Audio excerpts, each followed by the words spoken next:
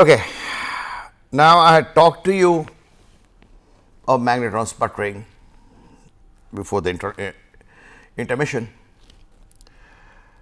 Let me show you a very interesting example of how China and Japan are using magnetron sputtering. In any hospital today, if you are in India, let's say you are in Escorts, New Delhi, or walk into any Devi Shetty hospital of cardiac sciences, the first thing that will strike you is that the building is absolutely white. There is a reason. The whiteness is being contributed by titanium dioxide. Today, Nerolac and all of them have all-weather paints which are dazzling white. It has got very fine titanium dioxide.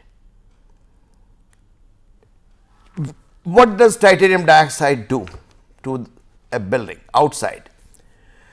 You have seen many buildings which have darkened with age. Now, what is this darkening all about?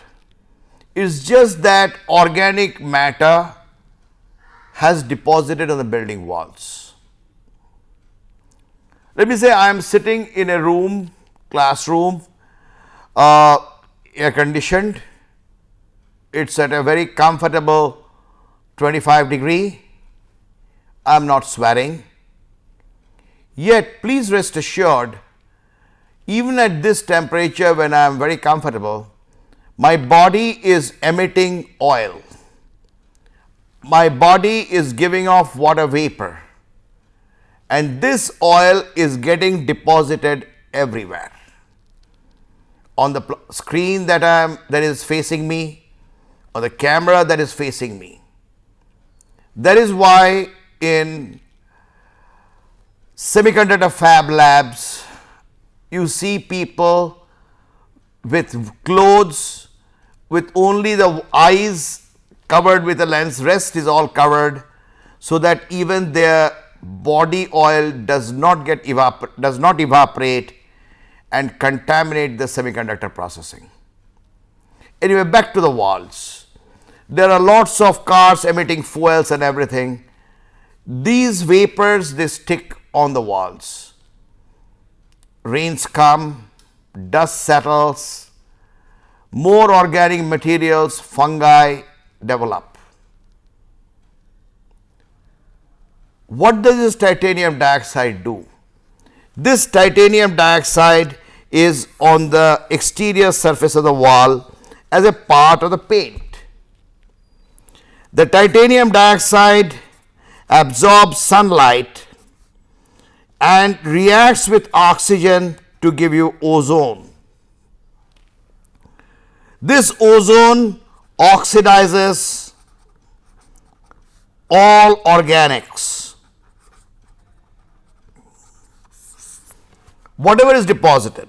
Hence, these walls look dazzling white for years. In fact, they are warranted for 7 years. The key word I said, this titanium dioxide oxidizes all organics. So, there is the Escorts hospital or any good hospital, tertiary hospital, is colored blinding white out the outside. As you walk in, the tiles are white. They are made up of titanium dioxide coated tiles, again ensuring that whatever germs etc. is brought in by people moving in and out, they are promptly destroyed. In fact, if you are ever unlucky to stay in one of the cabins as a patient, you will see that everything in your room is white. Even the toilet seat is white because that has got titanium dioxide. It is bactericidal. the dress you wear is white. Whatever implements are used in that hospital are white. Have you ever thought how this shirt could be made bactericidal? Look at the screen, and this is what they do, the Chinese have done, or is it Japanese, I am not sure of the language, it is on YouTube. Yeah. They have got an RF magnetron, they have put in plasma, the target material is titanium dioxide. So let me get it rolling. The titanium dioxide is getting deposited on this cloth. You will see this is a continuous yarn.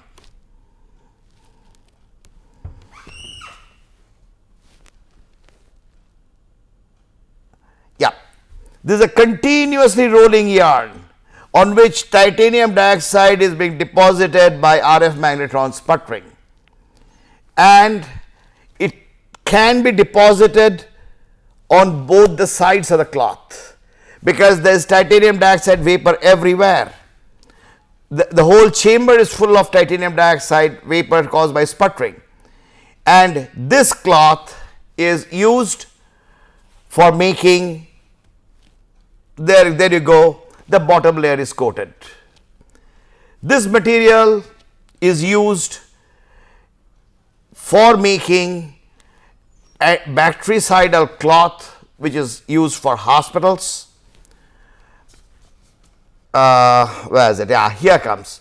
Antibacterial material, medical antibacterial material, air filter, water filter, and the lot. And they are all made by sputter deposition of titanium dioxide by RF magnetron sputtering.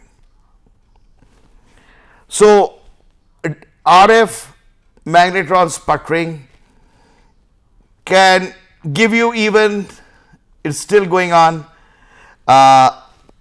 materials which are got much more implications in different areas. Like, say, as I said, my cloth, I want it bactericidal.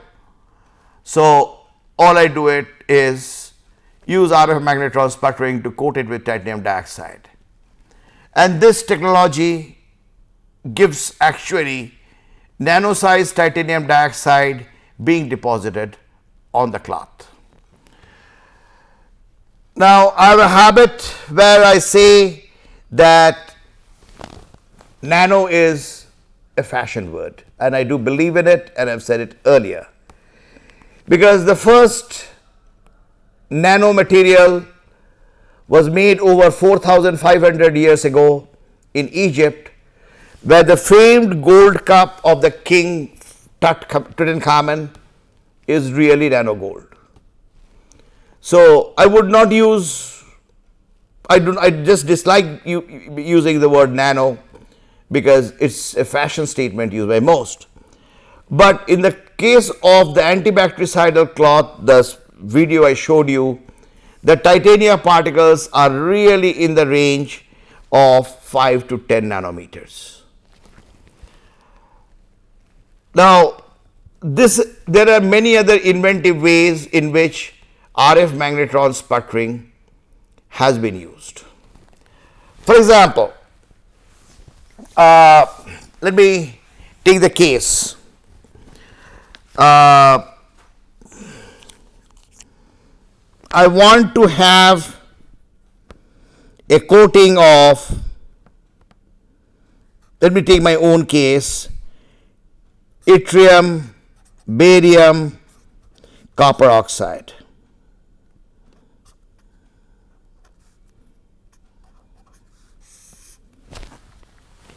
If for those of you who remember, this was amongst the first, this was the ceramic superconductor which brought the Nobel Prize to the persons who invented that this material has superconducting properties. Though yttrium, barium, copper oxide had been synthesized back in 1954, nobody itself looked at the conducting properties. They looked at the crystal structure, everything, moved on. It was only in 1986 that someone decided to look at the conduction properties and found it was superconducting. The question is, we used to make thin films of yttrium, barium, copper oxide. Now let me take it very simply the way we hard learned the process. We took yttrium nitrate, added copper nitrate, added barium nitrate, then by co-precipitation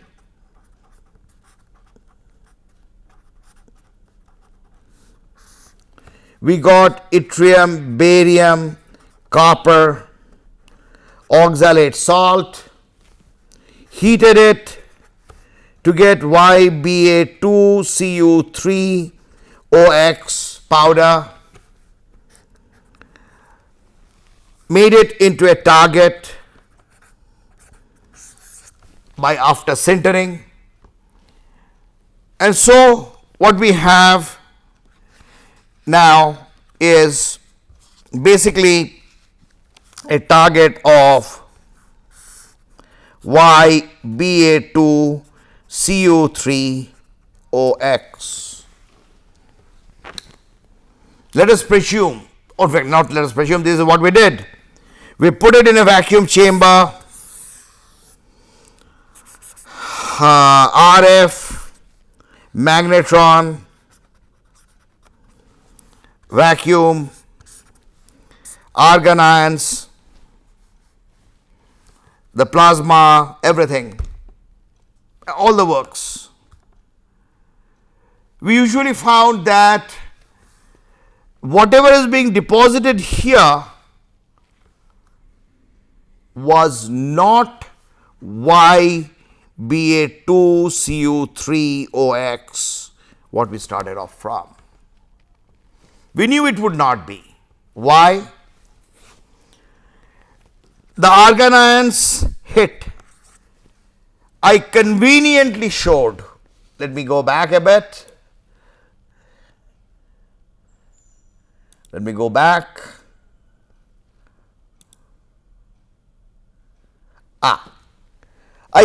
In this diagram, I very conveniently showed that the argon ion come, it is electron in the helical orbit, the argon ion comes in, impacts, the argon ion hits and takes off two pieces which goes and sits on the target. I made a very convenient assumption that this was it. Answer is no. The sputtering yield of the yttrium oxide is different from barium oxide, is different from copper oxide.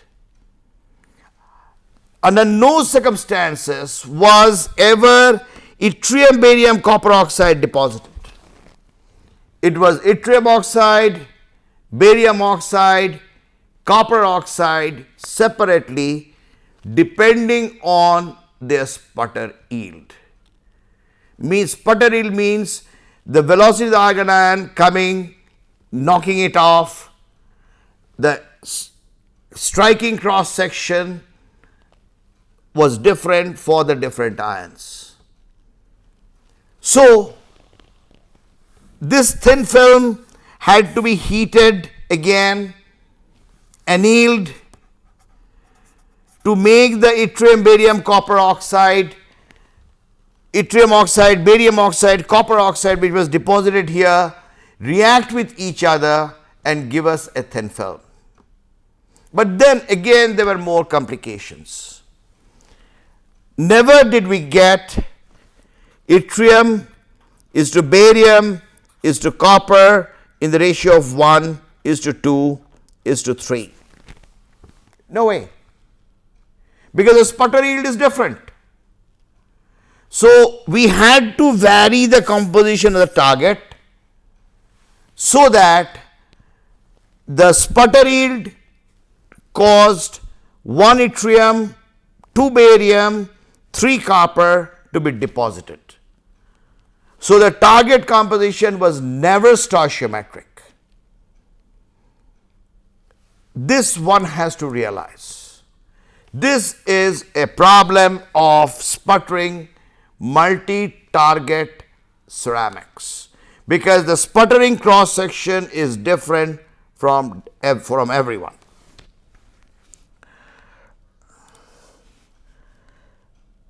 So what is done is, in many cases,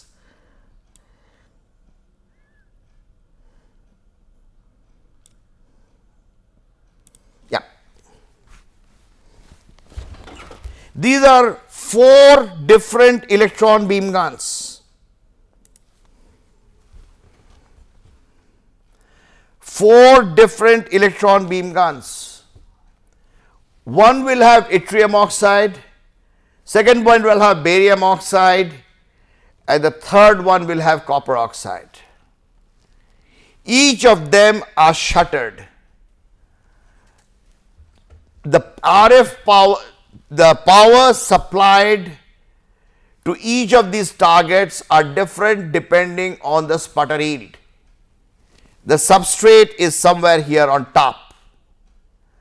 The substrate is also heated so that the grain growth and the sintering occurs.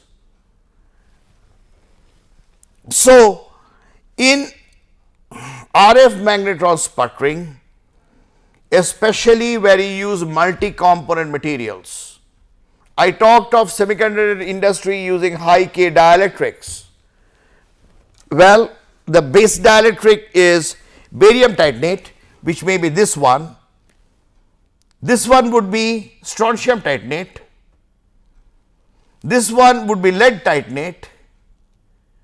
This one would be zirconia, because barium titanate has a Curie temperature at 127 degrees centigrade.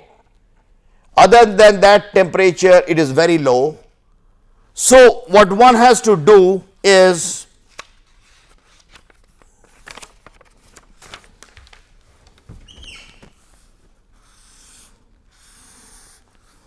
this is the temperature, this is the dielectric constant of barium titanate, 127 degrees centigrade Curie temperature. No device works at this temperature. So what is done is, in addition to barium titanate, calcium, strontium titanates are added, lead titanates are added, lead zirconates are added, so that the average dielectric constant looks like this. This is the material, dielectric material used in semiconductor devices. So here we require 5 different materials. In fact, it's more, but I would say 5. So there would be, in fact at the back there are 5 targets. Each of the targets would have its own power depending on the sputter yield, and the vapors would go and sit on the substrate surface, which is the top. The substrate would be heated, the substrate would rotate, and finally we would get a material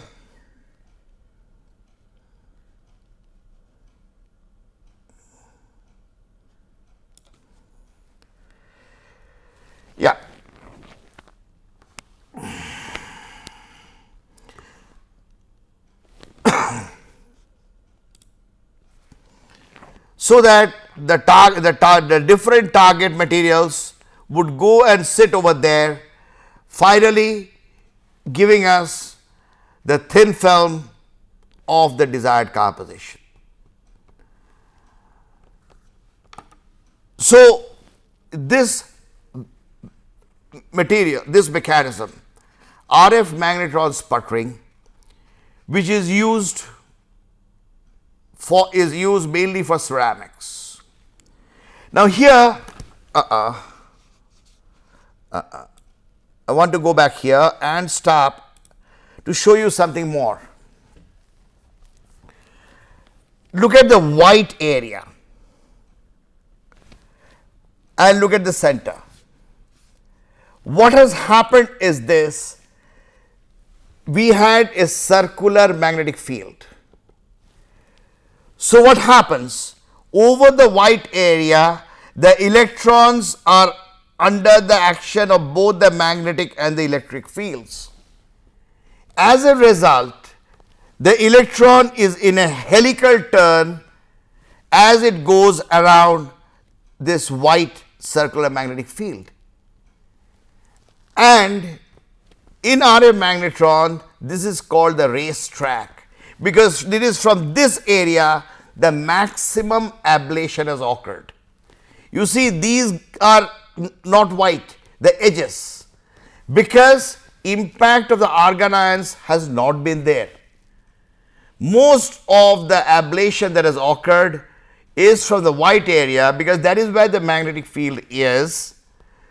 The electrons were rotating around it in a helical fashion, picking up more and more energy. That's where the argon ions go and strike, and these are called racetracks. So the biggest difficulty of this target itself, one single target itself, which you should realize, is the composition of the target is changing as you are sputtering it more and more. This is one of the biggest difficulties of achieving reproducible thin films of ceramics using RF magnetron sputtering. There are ways to avoid it, but this is a major problem. So now, by now you have realized that we are talking of a material which is a very high temperature material. The problem of ceramics is this, that they are not only very high temperature materials, we cannot get a crucible in which to melt, but the other difficulty is the phase diagram. For example, barium titanate, I can draw a phase diagram BaO TiO2. At 50 mole percent, I will not get this. This is no way.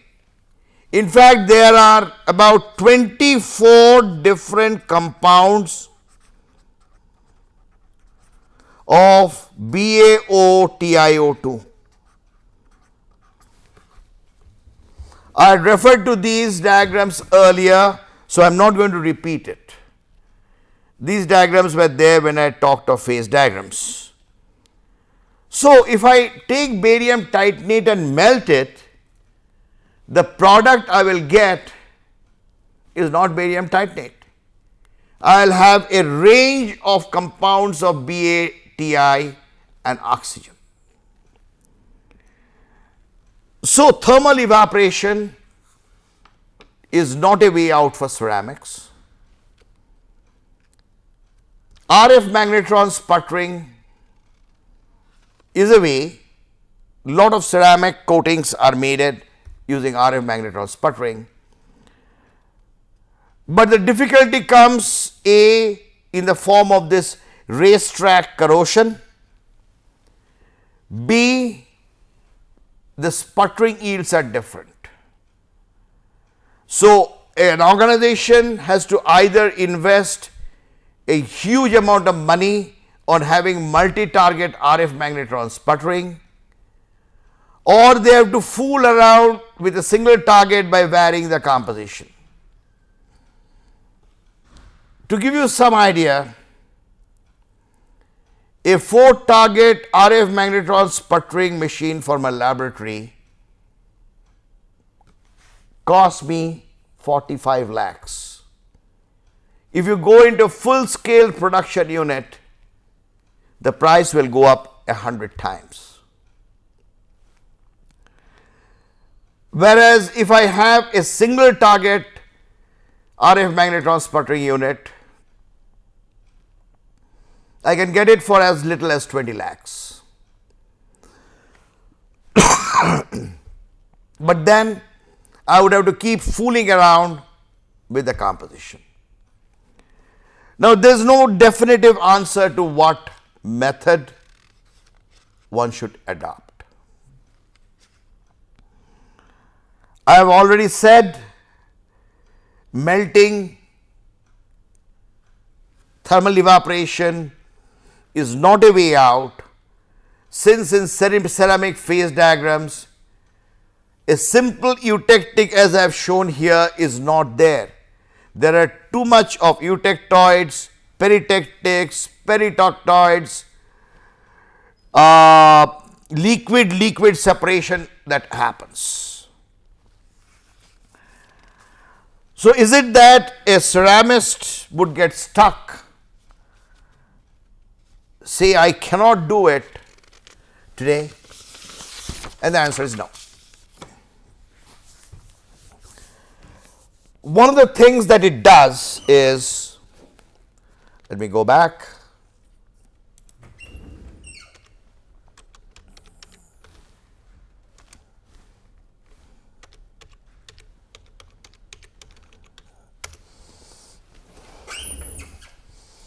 Is electron beam evaporation.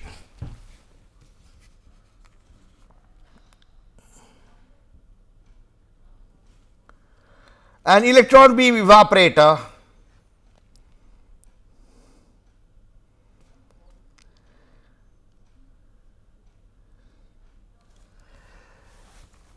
you go through the video. While I keep quiet, I shall describe it later, or let me first describe it. That's a better way out. In an electron beam evaporator, what we have is a very heavy copper block. Very heavy copper block.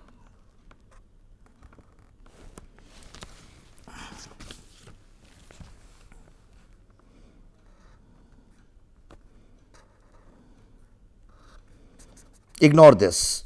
This is a crucible built into the copper block. This whole copper block is cooled with water. You will come to know why a little bit later. This crucible is machined into the copper block. There is a notch here where a very tiny amount of thermoionic emitter is there. That means a material when heated gives off electrons, thermionic emitter.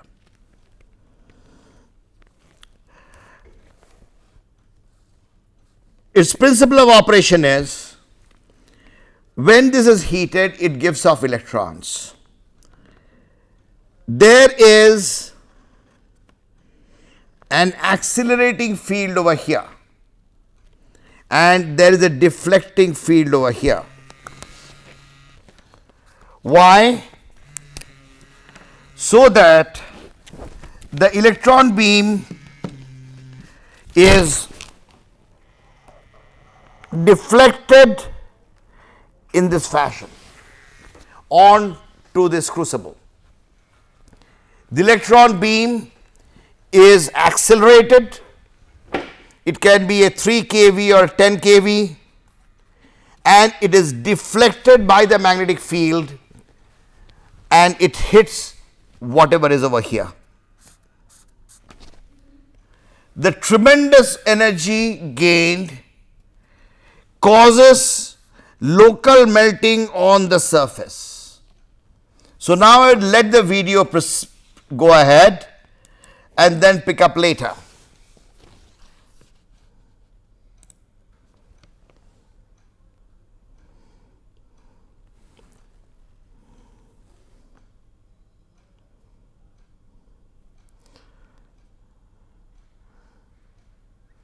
This is the electron beam hitting whatever is there.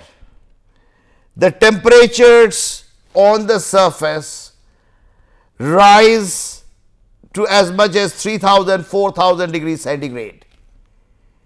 And it is like the top surface atoms melt. It is now a sort of a thermal evaporator. But now this works at temperatures of up to 4000, 5000 degrees centigrade on the surface, and the material progressively deposits on the substrate. Progressively deposits on the substrate. Now, how is it usable for ceramics? It is usable for ceramics because the electron beam hits the surface, only the surface gets heated up and the vapors are generated even without the ceramic melting. You see, as if I have, let's say, this pen, let's forget everything, this pen, it appears as solid. It is evolving vapors even at this temperature and pressure. If I decrease the pressure, vapors of the solvent which make up this pen body would evaporate. Similarly, you can take your china cup. The china cup has been made by firing it at 1000 degrees centigrade. You heat the china cup up to 200, 250 degrees centigrade. The ceramic, the vapor pressure of whatever is there on the glazy surface of the china cup would start coming off. So, in the electron beam case, even though the surface temperatures are as high as 5000, 6000 degrees centigrade, the ceramic itself is not melting. The vapors, as the ceramic gets heated, the vapors come off. Let me see if I can turn up some other example, a real life example.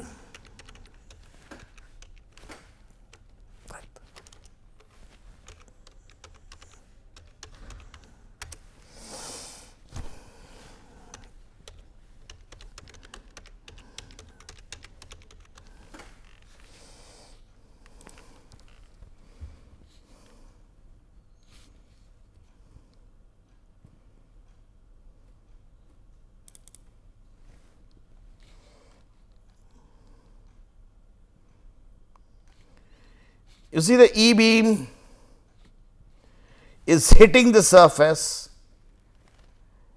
nothing is melting because the electron beam is scanning. Its only local hot spots are formed, and whatever the material is, that evaporates. So, now the power has been increased of the electron beam. So, look at only the surface is being heated. This I need to ensure that there is no total melting. If it was copper or the metal, yes, the whole thing would have melted due to the high thermal conductivity. But ceramics, being bad thermal conductors, the whole material does not melt. In this case, it is aluminium, so it's melted totally. But yet, the hottest spot is on the surface where the electron beam is hitting.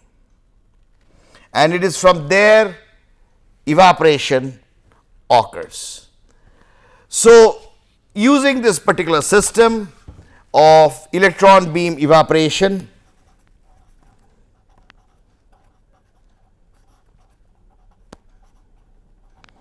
we can fabricate thin films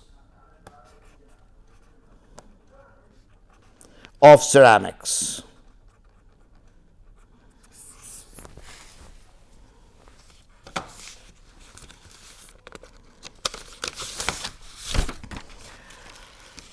You see, when the going gets tough, the tough gets going. So, if we are wish to have a complex electroceramic system to be deposited, we can have a mixture of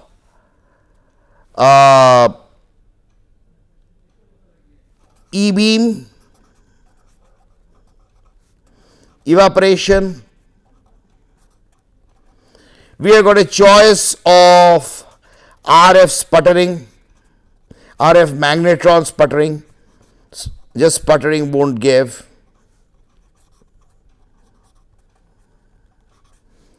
RF magnetron sputtering. But then the trouble is the E-beam evaporation and RF magnetron sputtering, can they be housed in the same system? That is, I have got a thin film deposition system. Can I have both electron beam evaporation and RF magnetron sputtering over there? If I am using the ceramic for electroceramic operations as a dielectric layer, I will never mix these two.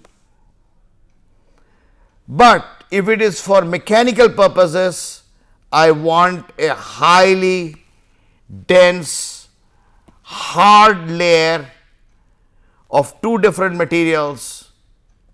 I could place both the E-beam and the RF magnetron sputtering in the same chamber. But very few people would like to risk it. So the question comes, given so many problems of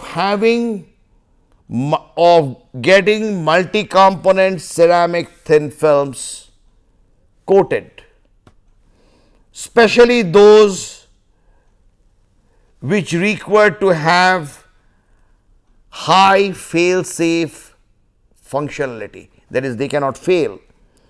A device cannot fail in space simply because the ceramic dielectric which was used did not work, because the thin film deposition condition was not good enough. That's not acceptable. Given the fact that the sputtering yield and all of this are different for different compounds, do we have a way out? Now, one of the ways it is done is, I'll come to it, is again going back to the solution growth, but it is worth visiting because that is one method where we can have much more control over the way we deposit the thin film. Now,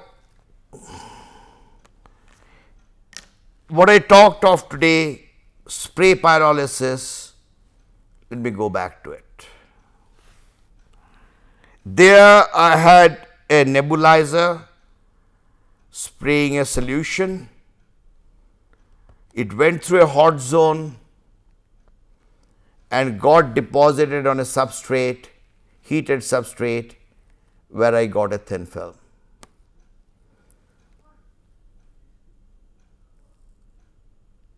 But let us say I want much more smoother and better films. Now, this much more smoother and better are very difficult terms. It depends on the end user. For example, to pick the example of a Ferrari, I hope you have heard of Ferrari cars, which are Formula 1 cars, where it is designed and manufactured down to the last detail so that air drag is minimum. They are so fastidious that the paint that they use to paint the car shall be uniform throughout the length of the car. The margin of error is 10 micrometer. That the paint thickness cannot vary from one place to another by more than 10 micrometer. 10 micrometer, 10 to the power of minus 6 of a meter. And you still want to hear more? The surface roughness shall not be more than 10 nanometer. 10 to the power of minus 9 meters, the surface roughness.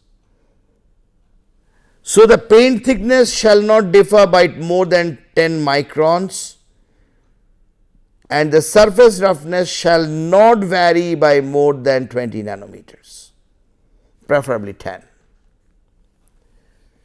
How do they do it? How do they coat the car?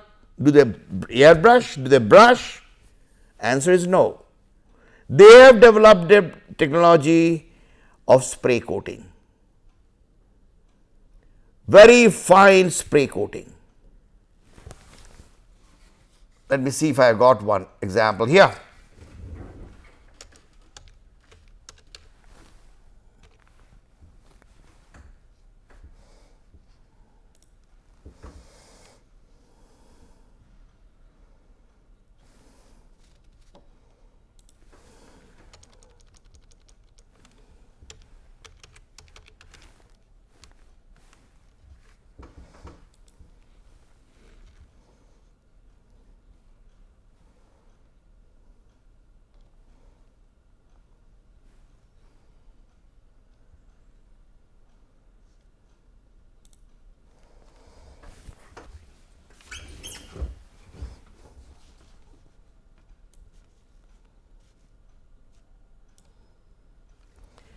What are they doing?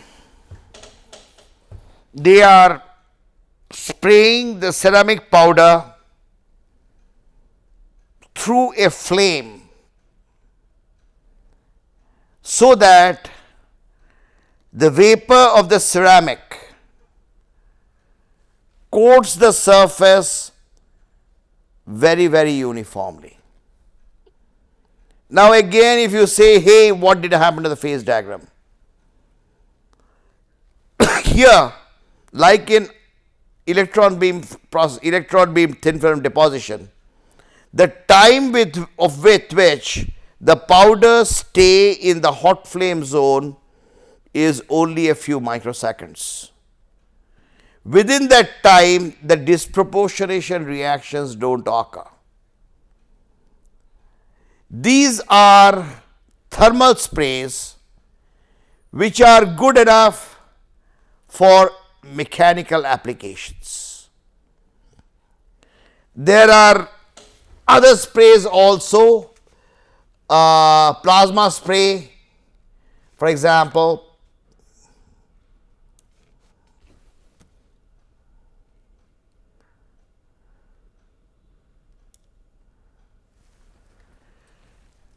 Yes, this is a plasma spray which gives a very, very thin film coating on it.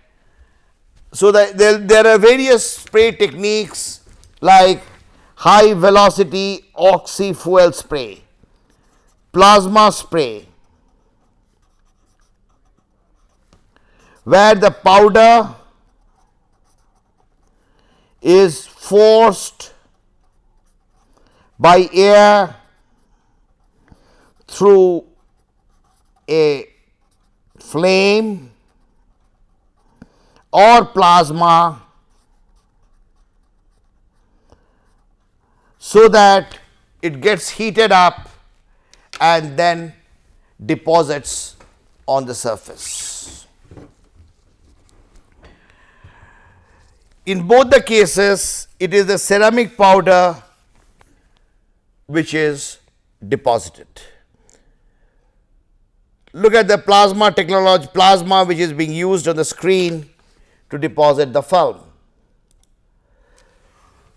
The powder is being sprayed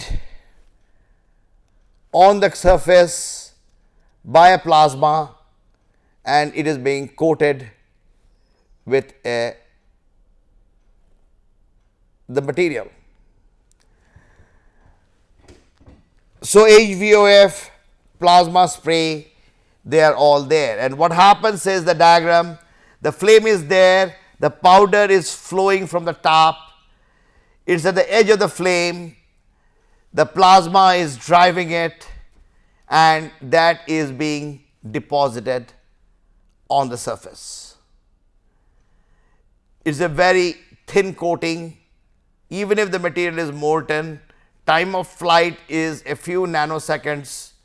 By that time, disproportionation cannot occur and it gives very reproducible thickness of material. But suppose we wanted more complex systems, like say today, systems like lanthanum, calcium, manganate, lanthanum, calcium, chromate. All of these are now being proved as electroceramic materials. They are being sought after by the battery industry, by power sector industries, because these are superb electroceramics. They want thin film coating of these ceramics for their solid oxide fuel cells, for the batteries to replace lithium ion batteries which you are currently using in your laptops. How would this 3-component system be deposited?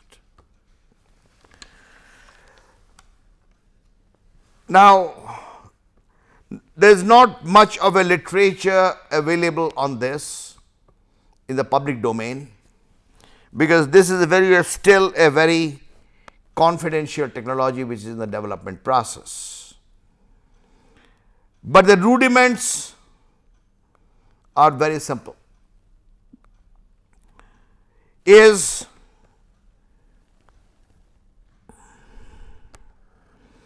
use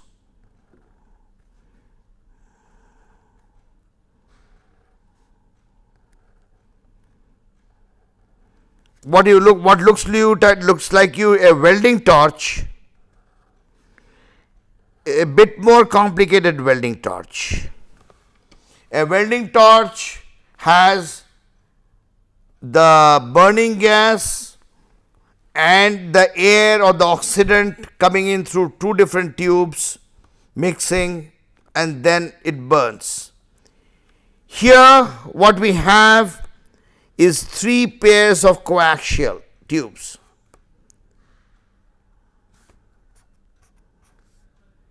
Air goes in through the 2 outer tubes. The fuel goes in through the next. What goes in through this I will come to a little later, but this is the reactant. Now, you had seen that plasma spray. You said, okay, there also air, fuel, the material and the plasma, and it is getting deposited. So, what's new about it? Let me take you further and then say what's new about it. In this particular flame, the oxygen and the fuel, they burn.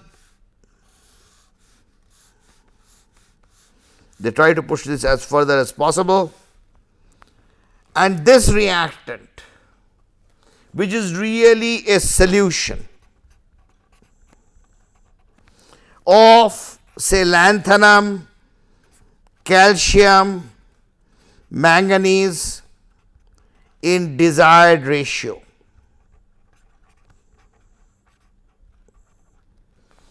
Is taken. These are all water soluble salts. the manganese, all these salts, they move into the hot zone. What happens as they move into the hot zone?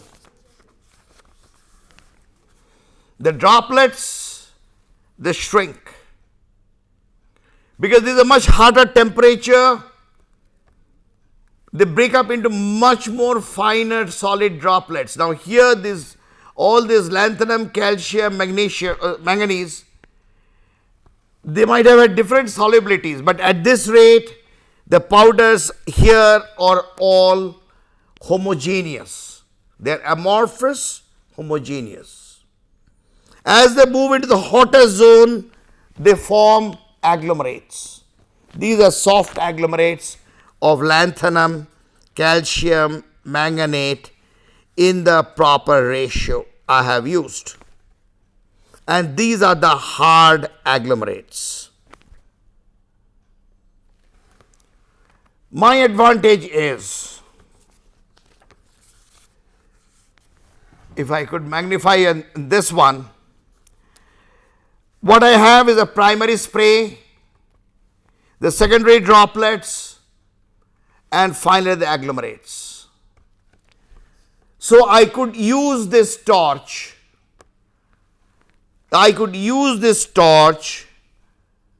To spray coat. You have seen the high velocity oxyfuel spray. You have seen the plasma spray. If I take this mixture of lanthanum nitrate, calcium nitrate, magnesium nitrate to the desired ratio, pump it in through this flame, what would get coated? This material, this nano agglomerates would get coated over here. And these are really in 20 to 30 nanometers range. What the world over today is they're trying to do is how to really develop 10 to 5 nanometer thin coatings using this flame pyrolysis. This process is called flame pyrolysis, because this process allows us much more flexibility over the number of components we can have in the final thin film. It is a modification of other processes, and this was the last solution growth process. In these two lectures, I have taken you through briefly over the various deposition technologies which are used in ceramic technology, ceramic industry today, and many of these cases will be amplified as the lecture goes on, because ceramic coatings which are very hard, very abrasive, these are required by all industries so that wear and tear of materials can be cut down. Have a great day.